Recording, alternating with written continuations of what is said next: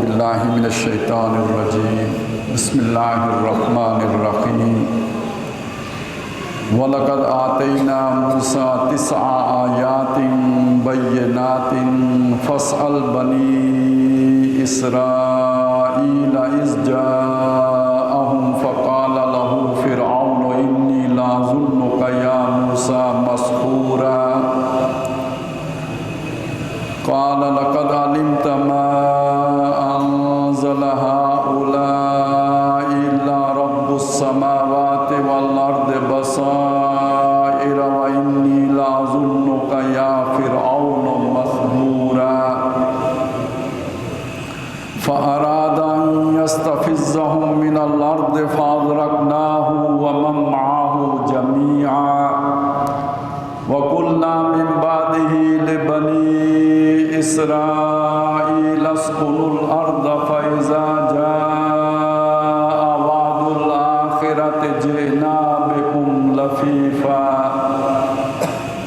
وَبِالْحَقِّ أَنزَلْنَاهُ وَبِالْحَقِّ نَزَلَ وَمَا أَرْسَلْنَاكَ إِلَّا مُبَشِّرًا وَنَذِيرًا صدق اللہ العظیم رب اشرح لي صدری ویسر لي امری واحلل عقدۃ من لسانی یفقهوا قولی اللهم الہمنا رشدنا واعذنا من شرور انفسنا اللهم ارنا الحق حقا وارزقنا اتباعه وارنا الباطل باطلا وارزقنا اجتنابه اللهم وفقنا لما تحب وترضى آمین یا رب العالمین۔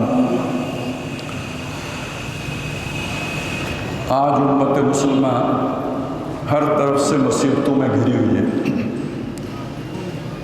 اور دنیا کی جو طاقتیں ہیں جن کے پاس قوت ہے، جن کے پاس دنیا کی حکمرانی ہے، وہ مسلمانوں پر ظلم و ستم کے پہاڑ توڑ رہے ہیں۔ نہ مسلمانوں کے لیے قبلہ اول میں کوئی امن ہے، سکون ہے، اور نہ یہ کہ حجاز ہی میں ہی کوئی چین کی بات ہے اور آرام کی بات ہے۔ ایک طرف موسیقی پر جسم تھرک رہے ہیں اور دوسری طرف تلوار کی دھار ہے کہ جس پہ جسم پھڑک رہے ہیں۔ یہ جو مسلمانوں کی کیفیت ہے، اللہ کے ماننے والوں کے ساتھ یہ معاملہ پہلی مرتبہ نہیں ہو رہا ہے۔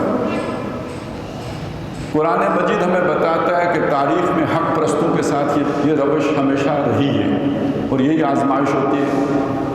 اسی سے پہچانا جاتا ہے کہ اللہ کی خاطر جان دینے والے لوگ کون ہیں، وہ کون ہیں جو تنخواہوں کی خاطر جان دینے والے ہیں، اور وہ کون ہیں کہ جو اپنی جان جو ہے اس اندیکھی ہستی پر لٹانے والے ہیں۔ یہ موضوع طویل ہے، خاص طور پہ بیت المقدس یا بیت المقدس یا فلسطین کا مسئلہ، اس پر میری کئی گفتگو ہیں، انہی دنوں میں ہوئی ہیں، سوا گھنٹے کی بھی ہیں، ڈیڑھ گھنٹے کی بھی ہیں، 5-6 گفتگویں اس پہ ریکارڈ ہوئی ہیں۔ اب آدھے گھنٹے میں بہت مختصر بات کر پاؤں گا، لیکن میں چاہتا ہوں کہ جو آیتیں میں نے آپ کے سامنے پڑھی ہیں پہلے ان کا ترجمہ عرض کر دوں۔ یہ سورہ بنی اسرائیل کا آخری رکوع ہے، آیت نمبر 101 سے 105 تک میں نے تلاوت کی ہے۔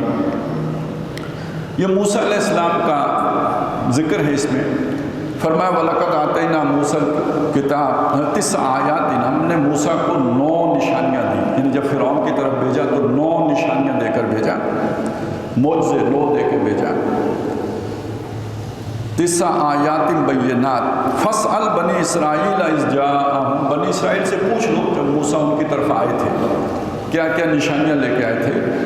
وہ عصائے موسیٰ بھی تھا، ید بیضا بھی تھا، اس کے علاوہ یہ کہ وہ جو طوفان آیا، خون کی بارش ہوئی، ٹڈی دل نکل گئے، جو اس طرح کی 9 بڑی نشانیاں دے کے بھیجے گئے۔ یہ ساری نشانیاں دیکھ کر جس کی طرف موسیٰ علیہ السلام بھیجے گئے، جو طاقت کے نشے میں مست تھا فرعون، اس نے کیا کہا؟ فقال له فرعون، یہ نشانیاں دیکھ کے موسیٰ علیہ السلام کو فرعون نے یہ بات کہی، انی لاظنک یا موسیٰ مسحورا، اے موسیٰ میرا تو یقین ہے کہ تجھ پہ جادو ہو گیا ہے، ہمارے ہی گھر میں تو پلا بڑا ہے، اچھا بھلا سیانہ بیانہ تھا، میں جانتا ہوں تمہیں اچھی طرح جانتا ہوں، لیکن اب جو تو نے باتیں کرنی شروع کر دی ہیں، اس سے لگتا یہ ہے کہ تجھ پہ کسی کسی دشمن نے جادو کر دیا ہے۔ مطلب کیا ہے کہ تو صحیح دماغ نہیں رہا، تیرا دماغ چل گیا ہے، کسی نے جادو کر دیا تیرے اوپر۔ قال، حضرت موسیٰ علیہ السلام نے جواب دیا، لقد علمت ما انزل هؤلاء الا رب السماوات والارض بصائر، کیا فرعون تجھے معلوم ہے کہ یہ نشانیاں نہیں اتاری ہیں مگر آسمانوں اور زمین کے رب نے اتاری ہیں، اور سجھانے کے لیے اور سمجھانے کے لیے اتاری ہیں۔ اب آپ اس میں ایک نقطہ ہے، اسے سمجھ لیجئے۔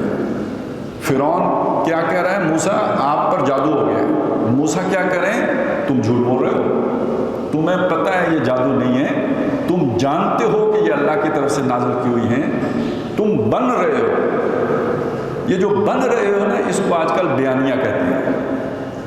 یہ فرعون کا بیانیہ تھا، موسیٰ علیہ السلام کا بیانیہ نہیں ہے، موسیٰ علیہ السلام کا نظریہ ہے۔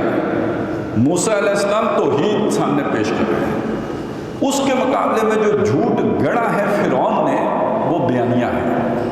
میں نے چاہا آپ کو یہ بات سمجھ میں آ جائے، دنیا میں بیانیے بنتے ہیں اور حق کے مقابلے میں بنتے ہیں۔ حق بیانیہ نہیں ہوتا، وہ پائیدار چیز ہوتی ہے، اصلها ثابت، اس کی جڑ مضبوط ہوتی ہے، وفرعها فی السماء، اس کی شاخیں آسمان سے باتیں کرتی ہیں۔ لیکن جو بیانیہ ہوتا ہے یہ آج اور ہوتا ہے، کل اور ہوتا ہے۔ اجتثت من فوق الارض ما لها من قرار، اس کو قرار نہیں ہوتا، آج اور ہے کل اور ہے، جسے ہم کہتے ہیں جھوٹ کے پاؤں نہیں ہوتے ہیں۔ تو یہ ایک ایسی عارضی چیز ہوتی ہے، یہ مستقل چیز نہیں ہوتی۔ موسیٰ علیہ السلام کی بات مستقل تھی، فرعون کی بات عارضی تھی۔ وَإِنِّي لَأَظُنُّكَ، اچھا یہ بیانیہ بنایا کیوں جاتا ہے؟ اپنی قوم کو بیوقوف بنانے کے لیے۔ مجھے تو سمجھ ہے کہ موسیٰ جو کہہ رہا ہے وہ ٹھیک ہے، میں نہیں مانوں گا اس لیے کہ میرے مفادات کے خلاف ہے، کہیں میری لوگ نہ مان لیں، لوگوں کو روکنے کے لیے بیانیہ گھڑا جاتا ہے، بنایا جاتا ہے۔ تو موسیٰ علیہ السلام نے ایک بات تو یہ کہی کہ تجھے پتہ ہے اوپر سے بن رہا ہے، اندر سے تو جانتا ہے کہ یہ اللہ کی طرف سے ہے۔ وَإِنِّي لَأَظُنُّكَ يَا فِرْعَوْنُ مَثْبُورًا، مجھے یقین ہے فرعون تو برباد ہوگا، تو تباہ ہوگا۔ کیوں؟ جھوٹ کبھی کامیاب نہیں ہوتا۔ اللہ تعالیٰ جھوٹ کو اور فراڈ کو اور چال بازوں کو کبھی کامیاب نہیں کرتا۔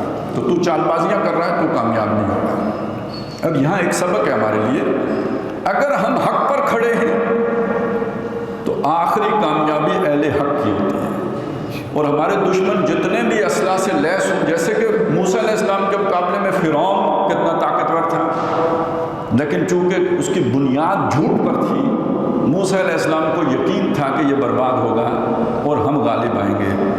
بس آج ہمیں اس یقین کی ضرورت ہے، ہم اللہ کی کتاب پر کھڑے ہوں، اللہ کے بتائے ہوئے تعلیمات کے مطابق زندگی بسر کر رہے ہوں، کامیابی ہمارے قدم چومے گی، آج نہیں تو کل چومے گی، لازماً جو ہے وہ کامیابی ہمیں ہی ملے گی۔ لیکن اگر ہمارا دشمن کتنا ہی طاقتور کیوں نہ ہو، اگر وہ جھوٹ پر کھڑا ہے، زیادتی پر کھڑا ہے، تو بالآخر ناکامی سے دوچار ہوگا اور تباہ ہوگا اور برباد ہوگا۔ فَأَرَادَ أَن يَسْتَفِزَّهُم مِّنَ الْأَرْضِ، اب فرعون نے ارادہ کیا کہ موسیٰ علیہ السلام اور ان کے ساتھیوں کو، ایمان والوں کو زمین میں ڈگمگا دے، انہیں اپنے جو طاقت کے زور سے ان کے پاؤں متزلزل کر دے، وہ جو ان کا یقین ہے اس یقین کے اندر دراڑیں پیدا کر دے۔ اس نے یہ چاہا، فَأَغْرَقْنَاهُ، تو ہم نے اسے غرق کر دیا، وَمَن مَّعَهُ، اور جو اس کے فوج لاؤ لشکر سب کے سب کو غرق کر دیا، جمیعاً، سارے کے سارے۔ اب یہ قرآن مجید نے مختصر ترین الفاظ میں حق و باطل کے جو مقابلہ ہوا اس کو بیان کر دیا ہے، بہت تفصیلی۔ اب آپ سوچیں، موسیٰ علیہ السلام آئے، اس سے پہلے سے بنی اسرائیل پر ظلم ہو رہا ہے، ان کے بچے ذبح کیے جا رہے ہیں، ان کی عورتیں خدمت کے لیے زندہ رکھی جا رہی ہیں، طرح طرح کے ظلم و ستم کے پہاڑ توڑے جا رہے ہیں، موسیٰ علیہ السلام کو کتنی مشکلات پیش آئی ہیں، سارا کچھ یہاں چند الفاظ میں بیان کر دیا۔ یہ شروع ہی بات، یہ ختم ہو گئی بات۔ موسیٰ کی بات اس نے نہیں مانی، ہم نے غرق کر دیا۔ یہ مختصر بات اسی لیے کی کہ بے شک آپ کو لمبے دورانیے کی مصیبتیں برداشت کرنی پڑیں، آپ کو انجام بتا دیا جائے کہ آخری فتح اہل ایمان کی ہوتی ہے، وَأَنْتُمُ الْأَعْلَوْنَ إِن كُنتُم مُؤْمِنِينَ، تم ہی غالب رہو گے اگر تم ایمان والے ہو۔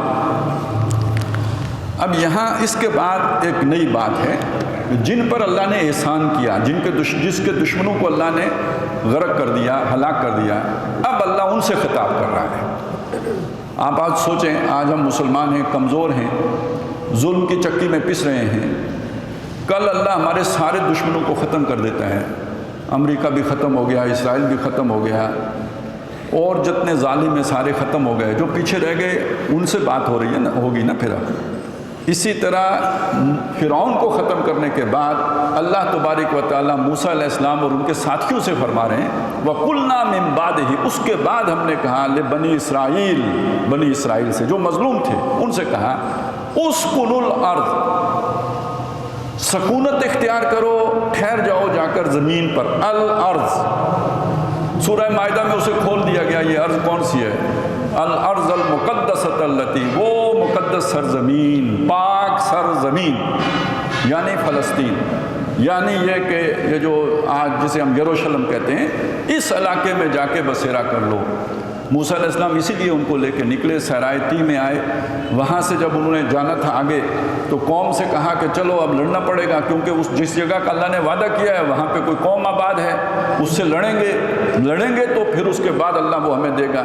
انہوں نے کہا ان فیہا قوما جبارین، موسیٰ وہاں جبار لوگ ہیں، بڑے سخت لوگ ہیں، فرعون سے جان چھوٹی ہے، یہ اس سے بھی زیادہ ڈاڈے ہیں۔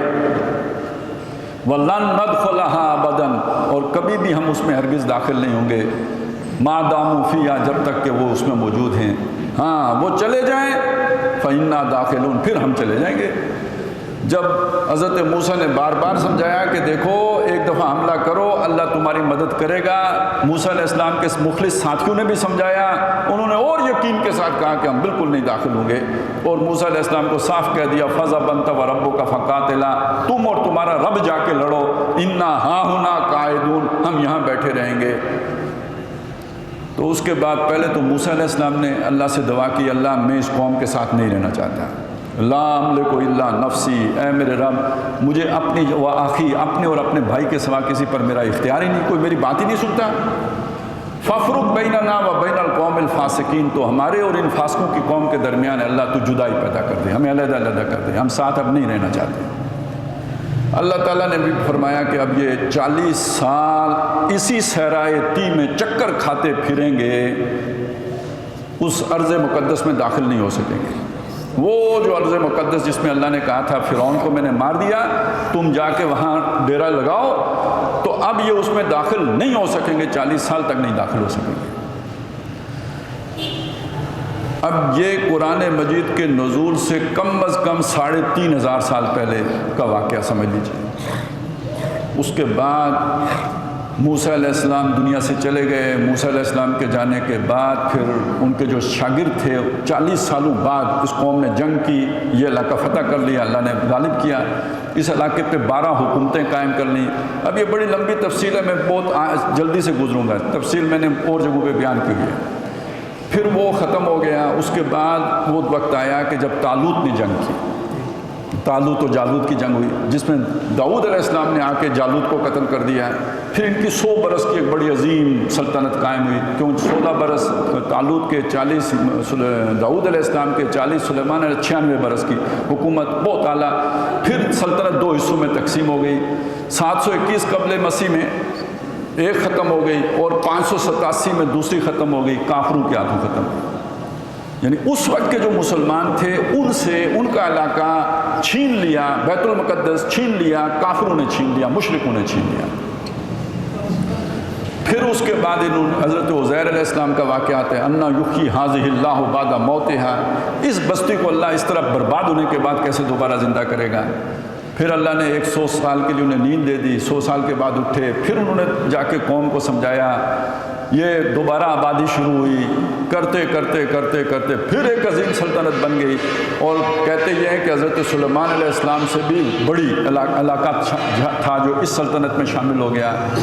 لیکن پھر اس کے بعد انہوں نے اللہ سے نافرمانی کی روش اختیار کر لی، وہی طاؤس و رباب اول، شمشیر و ثنا آخر، جیسے آج ہم اب دیکھیں نا ریاض میں بھی جو ہے نا وہ میوزک فیسٹیول ہو رہا ہے، ہم بھی کرکٹ کے میچ دیکھ رہے ہیں، لاہور میں بھی کوئی میوزک فیسٹیول چل رہا ہے۔ مسلمان جب ان کاموں میں پڑیں گے تو پھر یہ ہے کہ کافروں کے ہاتھوں مار کھائیں گے نا، تو یہی تو پہلے بنی اسرائیل کے ساتھ ہوا تھا نا، جب انہوں نے یہ کیا تو انہیں بھی کافروں کے ہاتھوں مار پڑی، آج ہم وہ کریں گے تو ہمیں بھی پھر کافروں کے ہاتھوں پڑ رہی ہے، پھر بھی سمجھنے کے لیے تیار نہیں ہے۔ ہم کہتے ہیں ایٹم بم نہیں ہے اس لیے یہ ہو گیا، حکمران بے غیرت ہو گئے اس لیے ہو گیا۔ بھائی اصل مسئلہ یہ ہے کہ ہم عیاشیوں میں پڑ گئے، ہم اللہ کی نافرمانیوں میں لگ گئے۔ سارے توبہ طائب ہونے کی ضرورت ہے، حکمرانوں کو بھی اور عوام کو بھی، مجھے بھی اور جو جرنلوں کو بھی، سب کو ضرورت ہے۔ ہم سب کی غلطیوں کا نتیجہ جو ہم یہ بھگت رہے ہیں یہی انہوں نے بھگتا، اور جب دوسری دفعہ خراب ہوئے تو اب رومیوں نے آ کے مارا۔ حضرت مسیح علیہ السلام سے 63 سال پہلے کی بات ہے۔ پھر آپ سوچیں حضرت مسیح علیہ السلام آئے، اور جب وہ آئے تو اس قوم نے اللہ کے رسول کا انکار کر دیا، اور اپنے بس پڑتے انہیں سولی چڑھا دیا۔ وہ تو اللہ نے زندہ آسمان پر اٹھایا، انہوں نے کسر تو کوئی نہیں چھوڑی اپنی طرف سے۔ آج بھی یہ سمجھتے کہ ہم نے قتل کر دیا، وہ تو قرآن نے آ کے بتایا کہ انہوں نے نہیں قتل کیا۔ وما قتلوہ وما صلبوہ، نہ قتل کیا نہ صلیب دیے گئے، ولیکن شبہ لہم، انہیں ایک شبہ لائق ہو گیا، وہ یہ، لیکن شبہ تو ہے انہیں کہ ہم نے کیا، حقیقت میں نہیں کیا، تو اپنی طرف سے تو کوئی کسر نہیں چھوڑی، اس قدر ظالم اللہ کے معاملے میں۔ لیکن دوسری طرف اللہ کے رسول کو اپنے بس پڑتے سولی چڑھا کر سلطنت روما کے خلاف بغاوت کر دی۔ جب بغاوت کر دی تو وہ پھر آئے اور انہوں نے حملہ کیا یروشلم کے اوپر۔ 70 عیسوی میں یہ شہر ان سے خالی کرا لیا گیا، یعنی آج سے تقریباً 1950 سال پہلے، اور آج سے 100 سال پہلے تک یہاں واپس ان کو داخل ہونے کی بھی اجازت نہیں تھی، رہائش رکھنے کی اجازت نہیں تھی۔ داخلے کی اجازت 1500 سال پہلے مل گئی تھی، جب حضرت عمر رضی اللہ تعالیٰ عنہ نے فتح کیا، انہوں نے اجازت دلوا دی تھی کہ داخل ہو سکتے ہیں، آباد نہیں ہو سکتے۔ 100 سال پہلے تک یہ آرڈر رہا ہے، آرڈر آف دا ڈے، کہ کوئی یہودی یروشلم میں آ کے آباد نہیں ہو سکتا۔ پھر ایک وقت آیا، نئی تاریخ، کہ انگریز آئے، انہوں نے یہ علاقہ ہم سے چھینا، ہمارے ہاتھوں سے نکلا، انگریزوں کے پاس گیا، ان انگریزوں نے ان یہودیوں کو آج سے 100 سال پہلے 1917 سے دوبارہ آباد کرنا شروع کیا۔ آباد کرتے کرتے پھر اتنے ہو گئے کہ 1948 میں ایک ملک بنا لیا، 1967 میں قبلہ اول ہم سے چھین لیا، اب یہ گریٹر اسرائیل بنانا چاہتے ہیں۔ یہ جو کہانی ہے یہ صرف فلسطین کی کہانی نہیں ہے، بالکل فلسطین کی کہانی نہیں ہے۔ آپ دیکھیں گے کل یہ چھیڑ چھاڑ لبنان کے ساتھ شروع ہوگی، اس سے آگے اردن کے ساتھ شروع ہوگی، اسی کے ساتھ ساتھ یہ آہستہ آہستہ مصر کے ساتھ بھی جو ہے نا وہ کچھ نہ کچھ چونچ لڑائیں گے، یہ بات یمن تک پہنچے گی، یہ مدینے تک پہنچے گی، اور یہ جو ہے نا ادھر یہ پورا یہ بنا رہے ہیں نیوم سٹی اوپر کے علاقے میں شمال والی سائڈ پر، یہ اس سارے علاقے پر ان کا دعویٰ ہے، ان کا دعویٰ سوڈان تک ہے، ادھر دریائے فرات تک ہے۔ اگر آج بھی آپ وہ نقشہ گوگل کر کے دیکھیں نا تو گریٹر اسرائیل کا نقشہ انہوں نے ایک سانپ بنایا ہوا ہے، سانپ، وہ سانپ نے جیسے سانپ نہیں بیٹھتا جو اس طرح وہ بیٹھا ہوا ہے، کنڈلی مار کے بیٹھا ہوا ہے، اور پورا گریٹر اسرائیل اس کے اندر لیا ہوا ہے، اس میں یہ سارے علاقے شامل میں جو میں نے آپ کو بتائے۔ تو جن کا سفر 1917 سے صرف گھر بنانے کی اجازت سے شروع ہوا تھا، وہ ایک ریاست تو بنا چکے، وہ قبلہ اول آپ سے چھین چکے، تو جو اگلا منصوبہ ہے وہ کیوں نہیں پورا کرنے کی سوچیں گے؟ تو یہ اب اصل میں اگلے مرحلے میں جا رہے ہیں، یہ جو اب کہانی چلی ہے۔ اب میں آپ کو آیت سناتا ہوں، اس سے پہلے کی جتنی آیتیں تھیں وہ ماضی سے متعلق تھی۔ یہ جو میں نے آپ کو بتایا 586 قبل مسیح میں یہ ہوا، 70 مسیح میں یہ ہوا، یہ بھی سارا قرآن مجید سورہ بنی اسرائیل کے پہلے رکوع میں بیان ہوا ہے۔ وَقَضَيْنَا إِلَىٰ بَنِي إِسْرَائِيلَ فِي الْكِتَابِ لَتُفْسِدُنَّ فِي الْأَرْضِ مَرَّتَيْنِ وَلَتَعْلُنَّ عُلُوًّا كَبِيرًا فَإِذَا جَاءَ وَعْدُ أُولَاهُمَا بَعَثْنَا عَلَيْكُمْ عِبَادًا لَنَا أُولِي بَأْسٍ شَدِيدٍ فَجَاسُوا خِلَالَ الدِّيَارِ وَكَانَ وَعْدًا مَفْعُولًا ثُمَّ رَدَدْنَا لَكُمُ الْكَرَّةَ عَلَيْهِمْ وَأَمْدَدْنَاكُمْ بِأَمْوَالٍ وَبَنِينَ وَجَعَلْنَاكُمْ أَكْثَرَ نَفِيرًا إِنْ أَحْسَنْتُمْ أَحْسَنْتُمْ لِأَنفُسِكُمْ وَإِنْ أَسَأْتُمْ فَلَهَا فَإِذَا جَاءَ وَعْدُ الْآخِرَةِ، جب دوسرا وہ آیا سلطان جو رومیوں کی طرف سے، لِيَسُوءُ وُجُوهَكُمْ وَلِيَدْخُلُوا الْمَسْجِدَ كَمَا دَخَلُوهُ أَوَّلَ مَرَّةٍ وَلِيُتَبِّرُوا مَا عَلَوْا تَتْبِيرًا، یہ سب حضور سے پہلے ہو چکا ہے۔ اب جب قرآن نازل ہوا، اس موقع پر وہ دنیا میں تتر بتر تھے، وہاں آباد نہیں تھے۔ کوئی بیٹھا ہوا ہے پولینڈ میں، کوئی بیٹھا ہوا ہے ایران میں، کوئی بیٹھا ہوا ہے اسپین میں، اس علاقے میں یروشلم کے علاقے میں یہودی آباد نہیں ہے، وہاں عیسائیوں کا قبضہ ہے۔ مسلمانوں نے اگر لیا ہے تو عیسائیوں سے لیا ہے۔ اس موقع پہ اللہ نے انہیں ایک اپیل کا موقع دیا، عسیٰ ربکم ان یرحمکم، اب بھی تمہارا رب تم پر رحم کرنے کے لیے تیار ہے، لیکن اب رحم تمہیں ملے گا رحمت للعالمین کے دامن سے وابستہ ہونے کے نتیجے۔ یہودی انہیں کی حیثیت سے رحم نہیں ملے گا، اب اگر محمد الرسول اللہ سے جڑو گے تو رحم ملے گا، اس کے بغیر نہیں ملے گا۔ اس لیے فرما دیا ان ھذا القرآن یہدی للتی ہی اقوم، اب آپ تورات کی بنیاد پر اور انجیل کی بنیاد پر رحم کے حقدار نہیں ہو سکتے، قرآن کے ساتھ جو سب سے سیدھے راہ کی رہنمائی دینے والا ہے، اس سے وفاداری کا تعلق استوار کرو گے تو رحم کے حقدار ہوگے۔ اچھا، یہ اصول ان کے لیے بھی، یہ اصول ہمارے لیے بھی۔ قرآن سے وفاداری کرو گے اللہ عروج دے گا، قرآن سے قطع تعلق کرو گے، منہ موڑو گے اللہ ذلیل کرے گا، ان کو بھی اور ہمارے بھی معاملہ یہ ہے۔ اسی لیے تو اقبال نے کہا نا، وہ زمانے میں معزز تھے مسلمان ہو کر اور تم خار ہوئے تارک قرآن ہو کر۔ اور حضرت عمر رضی اللہ تعالیٰ عنہ نے فرمایا تھا ان اللہ یرفع بہذا الکتاب اقواما ویضع بہ آخرین، بے شک اسی کتاب کے ذریعے سے اب اللہ قوموں کو عروج بھی دے گا اور اس کو چھوڑنے کے نتیجے میں ذلیل اور رسوا بھی کرے گا۔ تو اب اگر عروج چاہتے ہو، عزت چاہتے ہو، آبرو چاہتے ہو تو قرآن کے ساتھ جڑو، لیکن نہیں جڑے، یہودی کے یہودی رہے۔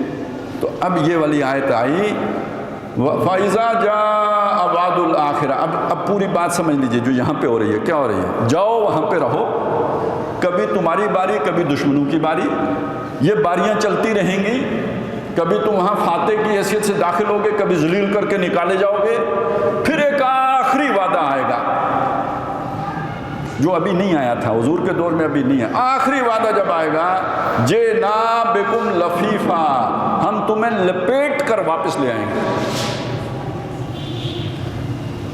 1917 سے یہ جو آبادی شروع ہوئی ہے، یہ واپسی کا سفر ہے، اور یہ واپسی کا سفر جاری اور آپ دیکھیں پھیل رہا ہے۔ سلطنت بنی، پھر وہ وسیع ہو گئی، اب گریٹر اسرائیل اگر بنے گا تو پوری دنیا سے یہودی واپس آئیں گے یا نہیں آئیں گے؟ دوسری بات، یہ جو ظلم کر رہے ہیں فلسطینیوں کے اوپر، دیکھیں انسان کوئی بھی ہو، انسان کے اوپر ظلم برداشت نہیں کرتا، انسانی فطرت ظلم کی خلاف ہے۔ چنانچہ آج آپ دیکھتے ہیں اتنے مسلمان ممالک کے اندر یہودیوں کے مظالم پر مظاہرے نہیں ہو رہے جتنے کہ مغرب میں ہو رہے ہیں، اور اس میں حیران کن بات یہ ہے کہ جو یہودی ہیں وہ بھی شریک ہو رہے ہیں۔ اب یہ ایک علیحدہ مسئلہ ہے کہ اصل میں جو قابض یہودی ہیں یہ یورپین یہودی ہیں، یہ یورپی نسل کے یہودی ہیں، ان کا حضرت ابراہیم سے کوئی تعلق نہیں ہے، یہ اشکنازی یہودی ہیں، جبکہ جو ابراہیم علیہ السلام کی نسل سے یہودی ہیں وہ اس ریاست کے مخالف ہیں، وہ اب ان کے خلاف مسلمانوں کے ساتھ شامل ہو کے مظاہرے کر رہے ہیں، اس میں وہ عیسائی بھی شامل ہو رہے ہیں، امن پسند اور جو ایک یوں سمجھیے کہ اچھے اخلاق کے مالک لوگ ہیں وہ بھی شامل، حق پرست لوگ وہ بھی شامل ہو رہے ہیں، اور وہ یہودی بھی شامل ہو رہے ہیں، اتنے بڑے بڑے مظاہرے دنیا بھر میں ہو رہے ہیں۔ تو بہرحال یہ جو ظلم ہو رہا ہے، اس ظلم کی وجہ سے دنیا میں یہودیوں کے خلاف ایک نفرت پیدا ہو رہی ہے۔ یہ جو سارا بہانہ بنا تھا ان کو یہاں پہ لا کے آباد کرنے کا، اس بہانے کے پیچھے سوچ کیا تھی؟ ہمدردی کا جذبہ تھا۔ کیوں ہمدردی پیدا ہوئی؟ کہ ہٹلر نے ان پر بہت ظلم کیا ہے، ہٹلر نے 60 لاکھ یہودی مار دیے، یہ بیچارے کدھر جائیں کہاں رہیں، ان کو لا کے یہاں آباد کرو، یعنی سوچ یہ بنا، لوگوں کو یہ پٹی پڑھائی گئی تھی۔ اب جب آباد ہو گئے تو خود ظالم ہو گئے، جب خود ظالم ہو گئے تو وہی دنیا جو کل ان کی ہمدرد تھی آج کے مظلوموں کی ہمدرد بن رہی ہے۔ اب یہ جب ہمدردی پھیلے گی دنیا میں تو نفرت کس کی پیدا ہوگی؟ ظالموں کی۔ تو ظالم اگر یہودی ہوگا تو مغربی ممالک میں اس کا رہنا مشکل ہوتا چلا جائے گا، لوگ ان سے نفرت کریں گے، تو اب اس کی مجبوری بنے گی وہاں سے نکلے اور اپنے اس ملک میں آ کے رہے۔ جِئْنَا بِكُمْ لَفِيفًا، تم نہ بھی آنا چاہو ہم تمہیں لے کے آ جائیں گے۔ اور اب یہ کام شروع ہو رہا ہے، ٹھیک ہے ہم کٹ رہے ہیں، ہم مر رہے ہیں، لیکن یہ ذہن میں رکھیے، اگر اللہ تعالیٰ مرتے وقت بھی توفیق دے دے نا، اللہ ہی کی خاطر مر رہے ہوں، تو شہادت کی موت ہے۔ دنیا تو چلیں جو ہوئی سو ہوئی، لیکن یہ کہ اس کے نتیجے میں آخرت تو سنور جائے گی۔ اور جس طرح کی ویڈیوز آ رہی ہیں، چھوٹے چھوٹے بچے ہیں، انہیں کوئی پرواہ نہیں ہے دنیا کیا ہو رہا ہے، پرواہ نہیں ہے۔ ایک بچے کی تلاوت آئی ہے، اس کا گھر کھنڈر بنا ہوا ہے، ظاہر ہے بڑوں کے چھیتڑے اڑ گئے ہیں، جسم ان کے سامنے پھٹے ہوئے ہیں، اور وہ جناب بغیر آنکھوں میں کوئی آنسو، بغیر اس کے چہرے پر کوئی دکھ، بظاہر نظر کچھ بھی نہیں آتا، اور وہ تلاوت کر رہا ہے وَلَنَبْلُوَنَّكُمْ بِشَيْءٍ مِّنَ الْخَوْفِ وَالْجُوعِ۔ تو آپ سوچیں، یہ جذبہ اگر کس بچوں میں پیدا ہو گیا تو اس قوم کے بارے میں کم از کم آخرت کے سنور جانے کی تو ہم امید رکھتے ہیں نا اللہ تعالیٰ سے۔ اب دوسری طرف آپ سوچیں کہ یہ جو سارا کر رہے ہیں، یہ اللہ تعالیٰ ان کے لیے ایک جال ہے جو بچھا رہا ہے تاکہ یہ پوری دنیا سے لپٹ کر یہاں آئیں۔ فَإِذَا جَاءَ وَعْدُ الْآخِرَةِ، وہ آخری وعدے کا جب وقت آئے گا، جِئْنَا بِكُمْ لَفِيفًا، ہم تمہیں لپیٹ کر لے آئیں گے۔ آ رہے ہیں، آگے ہوگا کیا؟ میں ایک بس آیت رہ گئی ہے، اس کا ترجمہ کر کے آپ کو بتاتا ہوں، لیکن جو وہ اہم آیت ہے، فرمایا وَبِالْحَقِّ أَنزَلْنَاهُ وَبِالْحَقِّ نَزَلَ، یہ قرآن ہم نے حق کے ساتھ اتارا ہے اور یہ حق کے ساتھ اترا ہے۔ وَمَا أَرْسَلْنَاكَ إِلَّا مُبَشِّرًا وَنَذِيرًا، اے نبی ہم نے آپ کو نہیں بھیجا مگر خوشخبری بنا کے دینے والا بنا کر اور خبردار کرنے والا بنا کر بھیجا ہے۔ کیا مطلب ہوا؟ ایسا نہیں ہے کہ دنیا ختم ہو جائے اور قرآن مجید بس ایک جنتر منتر کی کتاب کے طور پر رہے، اس کی بنیاد پر ایک انسانی معاشرہ تشکیل نہ پائے۔ یہ ممکن نہیں ہے کہ دنیا ختم ہو جائے اور جسے مبشر اور رحمت ساری دنیا کے لیے بنا کے بھیجا ہے، اس کا لایا ہوا نظام پوری دنیا کے اوپر غالب نہ ہو، جس کی پیشن گوئی کی جناب محمد رسول اللہ صلی اللہ علیہ وسلم نے، اور اس کی ترجمانی کی ہے علامہ اقبال نے۔ اب ظاہر ہے وہ ساری حدیثیں سنانے کا موقع نہیں ہے، میں صرف اقبال کے وہ شعر سنا دیتا ہوں کہ آسماں ہوگا سحر کے نور سے آئینہ پوش، اور ظلمت رات کی سیما پا ہو جائے گی، پھر دلوں کو یاد آ جائے گا پیغام سجود، پھر جبیں خاک کے حرم سے آشنا ہو جائے گی، آنکھ جو کچھ دیکھتی ہے لب پہ آ سکتا نہیں، میں وہ حیرت ہوں کہ دنیا کیا سے کیا ہو جائے گی، شب گریزاں ہوگی آخر جلوائے خورشید سے، یہ جہاں معمور ہوگا نغمہ توحید سے۔ یہ ہونا ہے، لیکن اس کا کوئی سبب بھی بننا ہے، اس کے لیے قربانیاں بھی دینی پڑیں گی کہ خون 100,000 انجم سے ہوتی ہے سحر پیدا، ہزاروں ستارے مرتے ہیں تو سحر ہوتی ہے، تو یہ اسلام کی سحر بھی اس کے ہزاروں جان نثار جانیں قربان کریں گے تو ہوگی نا، اسماعیل گردنیں کٹائیں گے تو ہوگی۔ تو یہ تو ہونا ہے، یہی تو اللہ کی سنت ہے، یہی تو امتحان ہے، یہ تو چلے گا، لیکن اس سب کا نتیجہ کیا نکلے گا؟ وہ ہے جو احادیث میں آیا ہے کہ یہ جو سلسلہ ہے، یہ جو ابھی چل پڑا، اسرائیل اپنا بڑا ملک بنانا چاہے گا، اس میں مسلمان ملکوں کے اندر بدامنی پیدا ہوگی۔ ظاہر ہے ابھی سوچ پیدا ہونا شروع ہو گئی ہے کہ ہمارے حکمران جو ہیں وہ صحیح نہیں ہیں، جب عوام کے جذبات زیادہ ابلیں گے وہ بغاوتیں کریں گے، یہ حکومتیں جو ہیں وہ تتر بتر ہو جائیں گی، ایک بدامنی پیدا ہو جائے گی۔ حج بھی بغیر امیر کے ہوگا، یہ بھی حدیث میں آیا ہے، حج بھی بغیر امیر، اس کا مطلب آرڈر سارا ٹوٹ جائے گا، نظام سارا ختم ہو جائے گا۔ بظاہر اسرائیل کے لیے حالات سازگار ہو جائیں گے کہ گریٹر اسرائیل بنا لے، کوئی رستے میں رکاوٹ ہی نہیں رہی، لیکن یہ وہ موقع ہوگا جب اللہ تعالیٰ مسلمانوں میں ایک لیڈرشپ پیدا فرمائے گا۔ یہ جو لیڈر ہیں جنہیں ہم مہدی کے نام سے جانتے ہیں، مہدی کے بھی تصورات میں بہت سارے نقائص اور مغالطے آ گئے ہیں، لیکن ایک موٹی بات ہے، ایک لیڈر ہوں گے آخری زمانے میں، ایک مخلص لیڈر اللہ تعالیٰ مسلمانوں کو عطا کریں گے۔ نارمل ان کی پیدائش ہوگی، مکے میں خانہ کعبہ کے مطاف کے اندر ملتزم کے سامنے ان کی بیعت ہوگی۔ ان کے خلاف جو پہلا لشکر آئے گا وہ شام سے آئے گا، مخالفت میں وہ لشکر ان کو ختم کرنے کے لیے آئے گا، لیکن وہ مدینے سے گزرنے کے بعد مکہ کے رستے میں ہوگا کہ اللہ تعالیٰ پورے لشکر کو زمین میں دھسا دے گا۔ میرا خیال یہ ہے، وہ میں اس لیے خیال کہہ رہا ہوں، ہو سکتا ہے غلط ہو، لیکن میرا اندازہ یا خیال یہ ہے کہ جب مہدی ظاہر ہوں گے تو ہمیں تو یہ بتایا جائے گا نا مکے پر کوئی دہشت گرد آ گئے ہیں، مطلب یہ کہاں بتایا جائے گا کہ مہدی آئے ہیں؟ یہ ذہن میں رکھیے کہ کسی ذریعہ ابلاغ سے آپ کو نہیں معلوم ہوگا کہ مہدی آئے ہیں، آپ کو یہی پتہ چلے گا کہ مکے پر خانہ کعبہ پر کچھ دہشت گردوں نے قبضہ کر لیا، فسادیوں نے قبضہ کر لیا، بلوائیوں نے کچھ اس طرح کی بات ہی ہوگی۔ تو پتہ کیسے چلے گا؟ ان کا کلا کما کرنے کے لیے ایک لشکر شام سے آئے گا، جو رستے میں زمین میں پورے کا پورا لشکر دھنسا دیا جائے گا۔ اب وہ آئے گا تو کرو فر سے آئے گا، بریکنگ نیوز بھی ختم ہو جائے گا، تو اب کیا نیوز آئے گی؟ جو بھی آئے گی، اب جنہوں نے یہ حدیثیں سنی ہوئی ہیں انہیں سمجھ آ جائے گی کہ مکے میں کون آیا ہے، یہ کس کے خلاف لشکر زمین میں دھنسایا جانا تھا جو دھنس گیا۔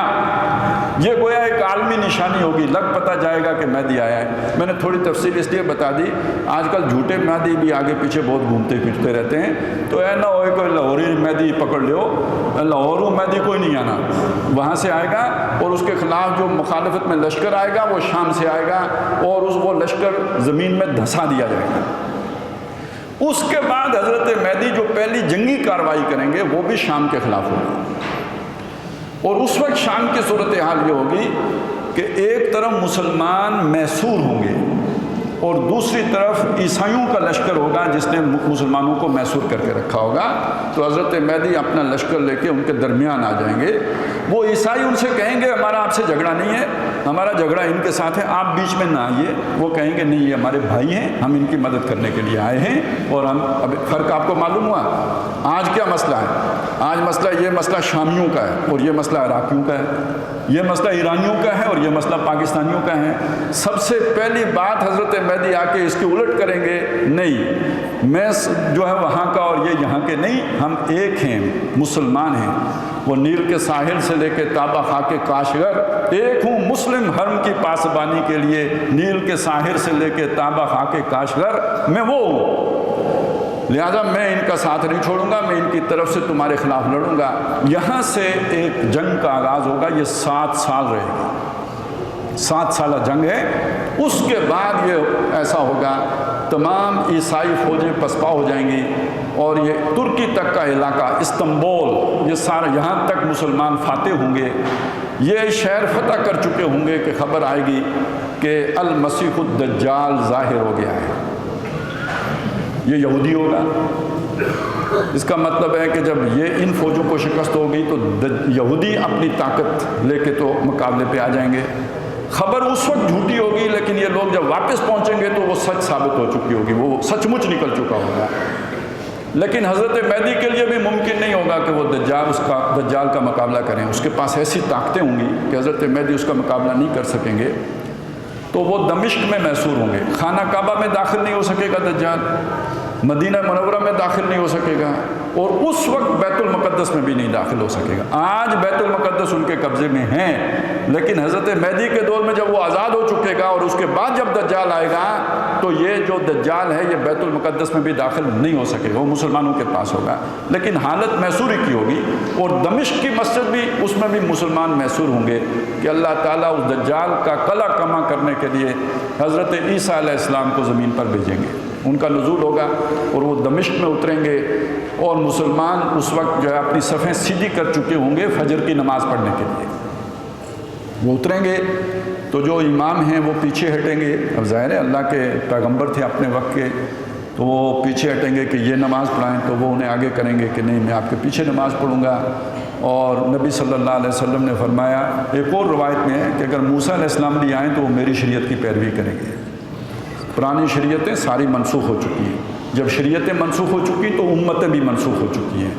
آج کوئی یہودی بیت المقدس کا دعویٰ نہیں کر سکتا، وہ دعویٰ تب تھا جب وہ اللہ کی طرف سے مامور تھے، آج وہ ان کے معزول ہو چکے، مامور نہیں رہے، اپوائنٹمنٹ کینسلڈ، جب کینسل ہو گئی تو اب وہ اس جگہ کے جو ہے نا وہ متولی نہیں رہے، اب وہ اپوائنٹمنٹ کس کو مل چکی؟ محمد رسول اللہ کی امت کو مل چکی۔ کذالک جعلناکم امۃ وسطا لتکونوا شہداء علی الناس ویکون الرسول علیکم شہیدا۔ تو اب اس لیے وہ امامت حضرت مہدی کریں گے اور حضرت مسیح علیہ السلام بھی ان کے پیچھے نماز ادا کریں گے۔ وہ اس کے بعد دجال کو قتل کریں گے مقام لد پہ، حدیث میں آتا ہے مقام لد ہے جہاں پہ وہ قتل ہوگا، اور آج کہا یہ جاتا ہے کہ اسرائیل کا جو سب سے بڑا ایئر بیس ہے اس کا نام لڈا ہے۔ وہ ڈال چونکہ عربی میں ہوتی نہیں تو وہ ڈال کو دال ہی پڑھیں گے، تو بس زیر کی جگہ پیش لگ گئی، وہ کو بہت قریب ملتی جلتی بات ہو گئی۔ تو جیسے وہ بھاگے گا وہاں پہنچے گا تو وہ اسے پہنچ کے وہاں پہ قتل کریں گے، اور یہ وہ موقع ہوگا کہ جب چن چن کے یہودی ختم کیے جائیں گے، یہ اللہ کی طرف سے ان پر عذاب ہوگا۔ یہ نہیں کہ کوئی مسلمان دشمنی میں ان کو مار رہے ہوں گے، یہ اللہ کی طرف سے ان پر عذاب ہوگا، معجزاتی طور پر سب ہو رہا ہوگا۔ جدھر حضرت مسیح علیہ السلام کی نگاہ جائے گی یہودی پگھلتا چلا جائے گا۔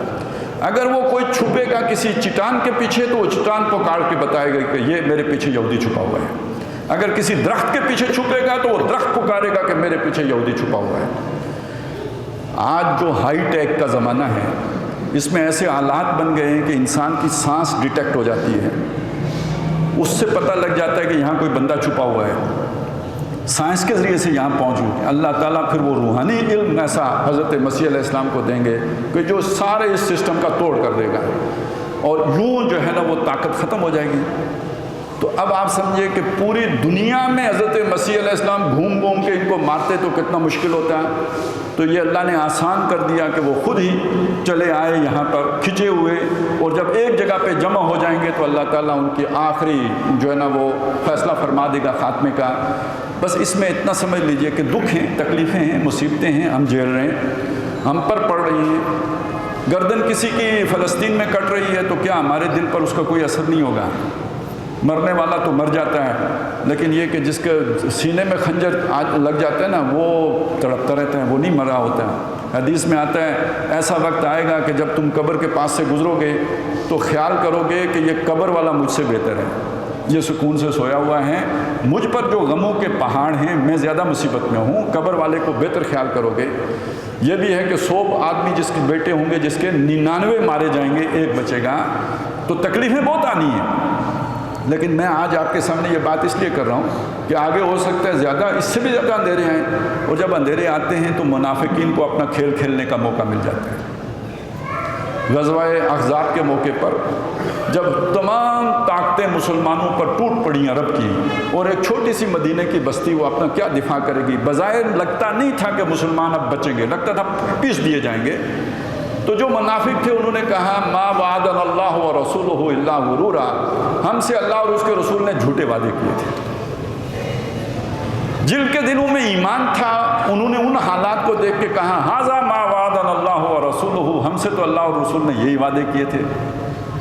میں آپ کو یہ بات اس لیے سنا رہا ہوں کہ کل اگر مشکلات آئیں، کل مصیبتیں آئیں، کل بڑی تعداد میں مسلمانوں کی ہلاکتیں ہوں، تو کہیں یہ گمان بھی ذہن میں نہ آنے دیجیے گا کہ اللہ ہمارا مددگار نہیں ہے۔ لیکن لوگ آپ کو بتائیں گے کہ اب کوئی مدد نہیں آنی، آج ہی بتانا شروع ہو گئے ہیں، اب کوئی مدد نہیں آنی، اب مسلمانوں کے لیے ذلت ہی ہے، اب چھوڑ دو، دماغ سے یہ خناس نکال دو کہ ہم بہترین ہیں۔ تو میرے بھائیوں یہ خناس نہیں ہے، یہ اللہ کا انعام ہے۔ کنتم خیر امت اخرجت للناس، یہ ہمیں خواب نہیں آیا ہے، یہ اللہ نے یہ بتایا ہے۔ کیا قرآن پر ایمان بھی چھوڑ دیں؟ کیا اللہ کی بتائی ہوئی بات کا بھی انکار کر دیں؟ یہ سمجھے، اس پر یقین رکھنے کی ضرورت ہے کہ محمد رسول اللہ صلی اللہ علیہ وسلم خاتم النبیین ہیں، اور آپ کے بعد آپ کے دین کی وارث یہ امت ہے، اور اس امت کو اللہ نے سب سے بہترین امت قرار دیا ہے۔ اب کسی کو یہ بات اچھی لگے یا نہ لگے، خالق کون؟ اللہ۔ مالک کون؟ اللہ۔ یہ پورا نظام چلانے والا کون؟ اللہ۔ وہ کہے فلانا بہترین ہے تو اب کس کا یارہ ہے کہ کھڑا ہو کے کہے کہ نہیں یہ غلط کہتا ہے، میں صحیح کہتا ہوں، سب برابر ہیں؟ تو جب اللہ تعالیٰ آزمائش کے لیے کچھ ایسی صورت بنائے گا تو ان لوگوں کو باتیں کرنے کا موقع مل جائے گا، ان باتوں سے پریشان نہ ہوں، ان باتوں سے حیران نہ ہوں، ان باتوں پہ اپنے کہیں ایمان کا دھیلا نہ کرا دیں۔ اس لیے کہ یہ بات بھی حدیث میں آئی ہے کہ یہ مصیبتیں اتنی شدید ہوں گی کہ جو صبح کو مومن ہوگا شام تک کافر ہو جائے گا، اور جو شام کو مومن ہوگا صبح تک کافر ہو چکا ہوگا۔ تو بس اس میں ہم نے صبر کرنا ہے، وہ میں نے بچے کی تلاوت آپ کو سنائی، ہو سکتا ہے ہم سب کو وہ تلاوت کرنی پڑے، لیکن اس بچے والا ایمان اللہ تعالی ہم سب کو نصیب فرمائے۔ اقول قولی ھذا واستغفر اللہ لی ولکم ولسائر المسلمین والمسلمات۔